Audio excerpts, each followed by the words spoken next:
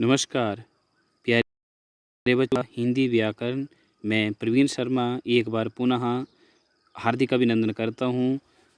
आज का विषय लिंग का द्वितीय भाग के ऊपर जो है आज हम फिर से इसको समझेंगे कि किस तरह से जो है पुल्लिंग व स्त्रीलिंग शब्दों की पहचान के नियम होते हैं, उनको कैसे समझना है और कैसे जानना है। तो इस द्वितीय भाग में, दूसरे भाग में आज हम समझेंगे। पिछले भाग में हमने बताया कि किस तरह से जो है वो उसकी शब्दों की पहचान करनी होती है, वैसे पुल्लिंग स्त्रीलिंग में जिनको कैसे पहचाना जाता है। जैसे यहाँ लिखा गया है त्व, र और ना, तो महत्व, सतीत्व, नारीत्व, अपनत्व आदि। दूसरा है र, प्रचार, नगर, सागर, प्रचार इत्यादि। आगे है लिखना, पढ़ना, रोना, दिखाना आदि। तो प्यारे बच्चों, यहाँ पे सबसे ज़रूरी चीज़ है हमारी प्रत्यय की, कि कौन सा प्रत्यय कहाँ पर प्रयोग किया जा रहा है। इस चीज़ को आपने सहज रूप से समझना है।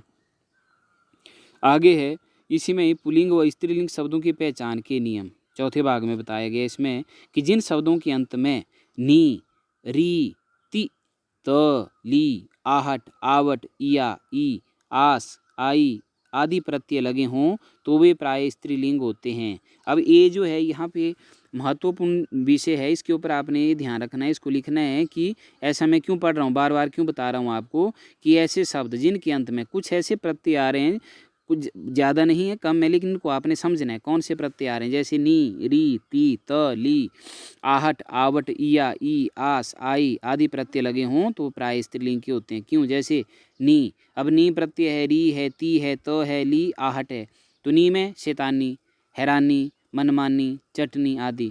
शैतान जमा ई, शैतानी, हैरान जमा ई, हैरानी, मनमानी, मनमान, मनमानी, इसमें भी ई प्रत्यय आया है। चटनी, ई प्रत्यय आ रहा है। छतरी, छता जमारी, छतरी। कटोरी, कटोर जमाई, कटोरी। पटरी, कोठरी, ये सारे आ रहे हैं। ती, जाति, छोटी की मात्रा है। क्षति है, शक्ति है, रीति है आदि। रंगत, राहत, बगावत, अदालत आदि। ली, औखली, ली प्रत्यय आ रहा है। औखली, तितली, डफली, मूंगफली आदि। चिल्लाहट, चिकनाहट, घबराहट। अदरवाइज हम क्या बोल सकते हैं, हम बोल सकते हैं कि चिल्लाहट, चिल्लाहट जो है वो पुल्लिंग जाति का बोध करवा रहा है, लेकिन यहाँ पुल्लिंग स्त्री शब्दों की पहचान जो है इकट्ठी की जा रही है। तो घबराहट, आहट जो है प्रत्यय, घबराना प्लस आहट, घबराहट। इस तरह से इसमें परिवर्तन है। अगला जेंडर लिंग में बताया गया कि पुल्लिंग व स्त्रीलिंग शब्दों की पहचान के नियम। तो प्यारे बच्चों, इसमें आवट है, इया है, ई है, आस है, आई है। अब लिखना, लिखावट दिया गया है, आप देख सकते हैं। तो लिखना प्लस आवट, लिखावट। मिलना प्लस आवट, मिलावट। मिल शब्द है। थकान प्लस आवट, थकावट। सजाना प्लस आवट, सजावट आदि। इया, खटिया, डलिया, डिबिया, टिकिया, इया प्रत्यय लगा हुआ है यहाँ पे। गगरी है, गठरी है, यहाँ ई प्रत्यय है। पियाली है, गरीबी है, अमीरी है। सांस है, मिठास, खटास, प्यास आदि है। मलाई है, बुराई है, महंगाई है, रुलाई है।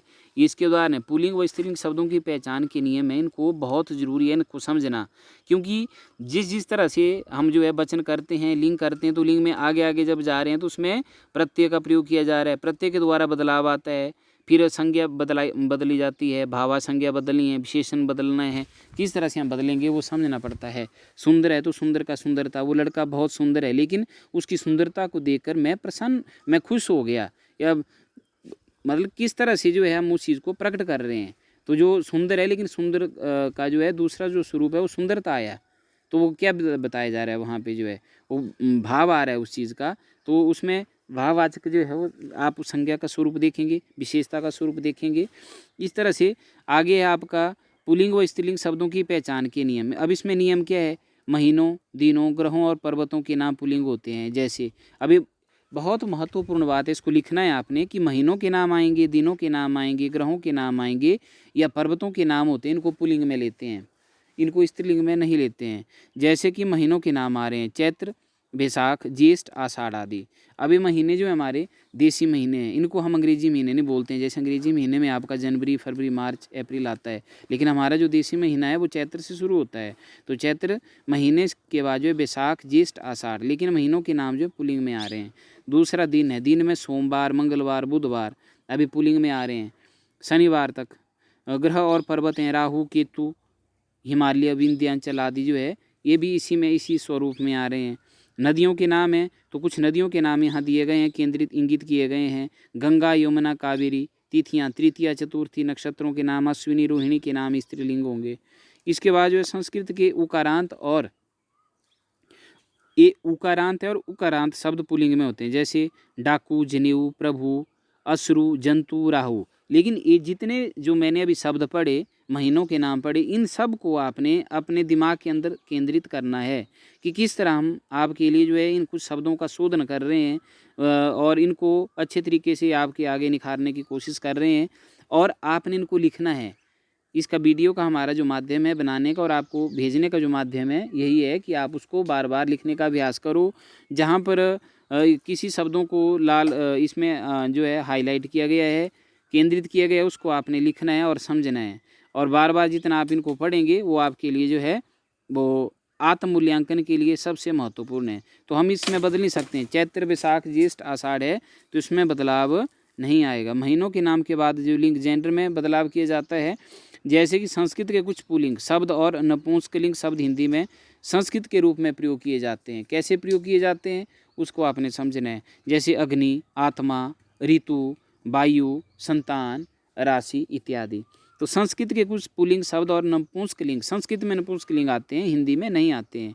तो इसीलिए द्रव्यवाचक शब्द प्राय पुल्लिंग रूप में प्रयुक्त होते हैं, जैसे घी, तेल, दूध, पानी, मोती, पन्ना, लोहा, तांबा। ये द्रव्यवाचक संज्ञा का लोप है, तो द्रव्यवाचक संज्ञा है, लेकिन किस में आ रहे हैं, ये सब सारे पुल्लिंग में आएंगे। और भाषा, बोली और लिपि का नाम स्त्रीलिंग में होता है। हम आज तक बोलते हैं बोली, कौन सी बोली है, लेकिन बोली स्त्रीलिंग किस तरह से आएगा, होता तो है, लेकिन जैसे हिंदी, अंग्रेजी, रूसी, चीनी, अरबी, फारसी, अवधी, बघेली, भोजपुरी, गढ़वाली, ब्राह्मी, खरोष्टी आदि। तो ये इन भाषाओं का स्वरूप जो है वो इस तरह से चलता है। तो संस्कृत में पुल्लिंग और स्त्रीलिंग, नपुंसकलिंग होते हैं। द्रव्यवाचक शब्द जो है इन सब को आपने लिखने का अभ्यास करना है। धीरे धीरे जब आप उदाहरण पढ़ेंगे, आगे से आगे चलते जाएंगे, आपको अपने आप स्वतः ही पता चलेगा कि हमने किस तरह आपको समझाया और आप कैसे उसमें बदलाव करेंगे। नहीं तो आपको शब्दों की पहचान नहीं करने आएगी कि कैसे शब्द को कार के साथ जोड़ना है, कैसे क्रिया के साथ लगाना है, कैसे जो है संज्ञा, सर्वनाम, विशेषण और क्रिया विशेषण में जो है ना बदलाव किया जाएगा, कैसे जो है उपसर्ग और प्रत्यय का प्रयोग किया जा रहा है। तो ये सारी चीज़ें एक दूसरे से जुड़ी हुई हैं। तो प्यारे विद्यार्थियों, व्याकरण का अर्थ होता है एक दूसरे के साथ जुड़ना, शब्दों का, वर्णों का, स्वर व्यंजन का एक दूसरे के साथ इनका समायोजन है, समाहित है, इनको हम बदल नहीं सकते हैं। तो हमें पता तभी चलेगा जब हम इसका मूलाधार पकड़ेंगे, मूलाधार वस्तु को समझेंगे। पुल्लिंग व स्त्रीलिंग शब्दों की पहचान के नियम। फिर आगे इसमें अगला जो संख्या इसमें बताया गया है, कुछ ऐसे जीव जिनमें पुल्लिंग व स्त्रीलिंग की पहचान कठिन होती है, उन्हें या तो पुल्लिंग मान लिया गया है या स्त्रीलिंग, जैसे चीता, भालू, गीदड़ आदि। अब इसमें हम क्या कर सकते हैं, अगर जैसे कि यहाँ पे दिया गया चीता, तो इन शब्दों में क्या होगा, हम चीता को चीती, आज तक कभी किसी व्याकरण में आपने पढ़ा कि चीता का हमने चीती किया, भालू का भाली किया या गिद्दड़ का गिदड़ी किया, नहीं। तो इसमें हम क्या करते हैं, इसलिए जहाँ पर कुछ ऐसे, या हाथी, तो हाथी के लिए जो है मादा हाथी आएगा, तो इसमें कुछ इन शब्दों के साथ मादा शब्द जोड़ दिया गया है, तो ये स्त्रीलिंग हो जाते हैं, जैसे मादा चीता, मादा भालू, मादा हाथी, मादा गिदड़। तो हम गिदड़ या इसी तरह से बदलाव आता है। कुछ जीव नर हों या मादा, उन्हें स्त्रीलिंग मान लिया गया है। तो व्याकरण में महत्वपूर्ण तथ्य है, तभी तो हम आपको बार बार इस चीज़ को जो है बता रहे हैं। जैसे कोयल, मैना, मक्खी, लोमड़ी आदि, इनको स्त्रीलिंग मानना है आपने, कुछ भी हो, लेकिन कुछ जीव नर हो या मादा हो, जैसे कोयल, मैना, मक्खी, लोमड़ी। अब मक्खी, नर मक्खी, मादा मक्खी बोल देंगे ज़्यादा से ज़्यादा, लेकिन इसमें क्या है, लोमड़ी है। अब लोमड़ी तो है, लेकिन इसमें हम क्या करेंगे, स्त्रीलिंग में माना गया है, लोमड़ नहीं होगा इसमें कि नर लोमड़ या लोमड़ी आएगा इसमें, चाहे आप पुल्लिंग में लो या स्त्रीलिंग में लो, लेकिन इसमें स्त्रीलिंग में इनको हमने माना है। तो जहाँ पर हमें लगता है कि नहीं इसमें कुछ विभेदीकरण हो रहा है, तो वो उसमें हमें पहचान करनी है। आगे है, इस उदाहरण दिए गए हैं, कुछ आपको समझना है, अंडरलाइन किया गया है। मेरा बस आ रहा है, तो बस आ रहा है यहाँ काटा गया, क्योंकि पुल्लिंग है तो हमें पता लगना चाहिए। मेरी बस आ रही है, स्त्रीलिंग में बदला है। मुझे गुस्सा आ रही है, अब मुझे गुस्सा आ रहा है। आगे यमुना दूषित हो रहा है, यमुना दूषित हो रही है, यमुना का पानी दूषित हो रहा है, ऐसे भी इसको लिख सकते हैं हम। मुझे हिंदी अच्छी तरह समझ आ रहा है, तो मुझे हिंदी अच्छी तरह समझ आ रही है, स्त्रीलिंग में।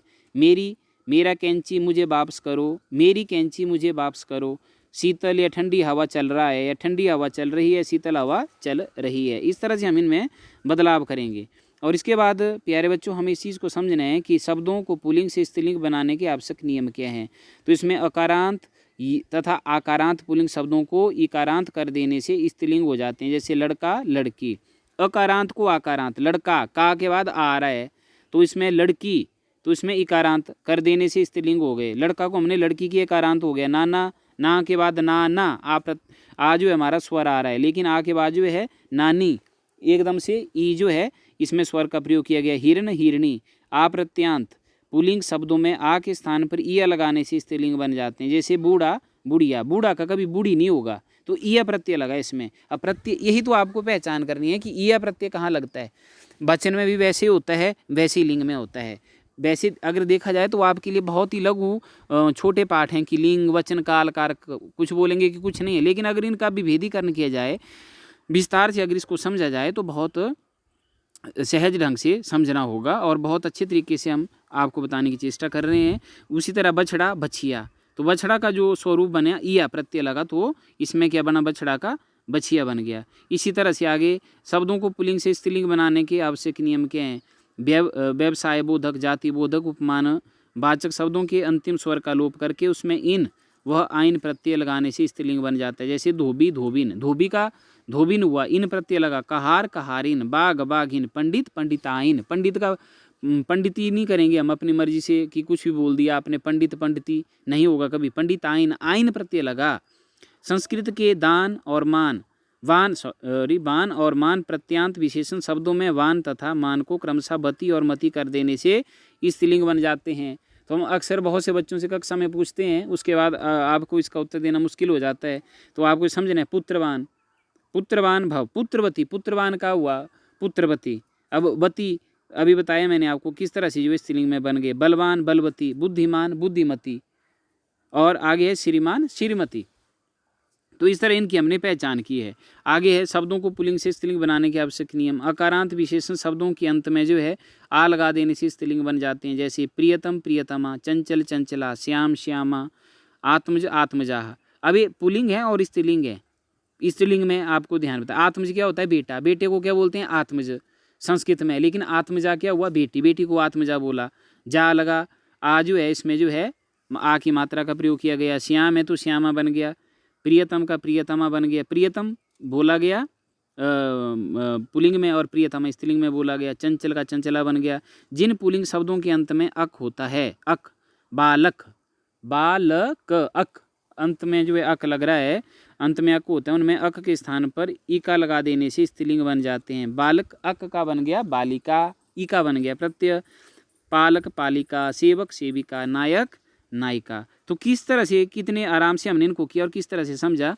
तो यहाँ पर एक बहुत इन शब्दों को पढ़ाने के बाद, समझने के बाद जब हम आत्मसात होंगे तो बहुत आनंद की प्राप्ति करेंगे कि नहीं वाकई हमें इस चीज़ का जो है अनुभव हुआ। किस तरह से जेंडर के जो आप के लिए भी बताया गया, लिंग भेद जो बताया गया, इसमें अलग अलग शब्दों में जो है प्रत्यय के आधार पर जो है वो विभेद किया जाता है, बदलाव किया जाता है और इसमें परिवर्तन किया जाता है। तो शब्दों में परिवर्तन होगा, शब्दों में परिवर्तन तभी होगा जब उनमें प्रत्यय का स्वरूप बदलेगा। प्रत्यय के स्वरूप के बदलने के साथ साथ जो है तब हमें पुल्लिंग और स्त्रीलिंग की भी पहचान कर सकते हैं। तो प्यारे विद्यार्थियों, मैं आशा करता हूं कि आपको इस वीडियो में कुछ बातें समझ आई होंगी। तो आपने इनको लिखना है और समझने की कोशिश करनी है, और जहां पर हम कहीं आपको लगे कि कोई त्रुटि है तो उसको आप पूछ सकते हैं निसंकोच होकर के, लेकिन समझने का अभ्यास करो और बार बार लिखने का अभ्यास करो, ताकि आपके लिंग वचन जो आपको करवाए जा रहे हैं, कुछ भी शब्दों को हम विस्तृत रूप से जो है करवा रहे हैं, उनमें कहीं भी कोई त्रुटि न रहे और आपके भविष्य में जो है ये आपके काम आएँ। तो आपको इस चीज़ को ध्यान रखना है। अब तक धन्यवाद।